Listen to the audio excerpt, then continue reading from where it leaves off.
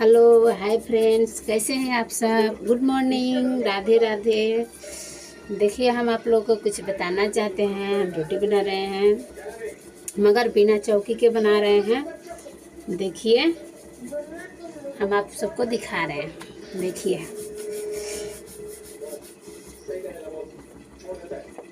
Kitchen में जो tiles लगा हुआ है ना, उसी पर हम रोटी बना रहे हैं।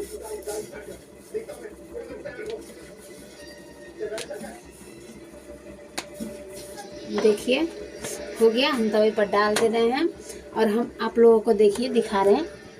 इसी पर हम आटा भी गूंद लेते हैं और रोटी भी बेल लेते हैं। देखिए, हम यहाँ पर तवे पर रोटी डाल दिए हैं। देखिए कितना सुंदर भी बना है रोटी। इस पर भी बिना चकली के ही हम रोटी बना लेते हैं, इसी पर बेल करके। अगर अच्छा लगा हो तो लाइक कमेंट जरूर कीजिएगा। राधे राधे।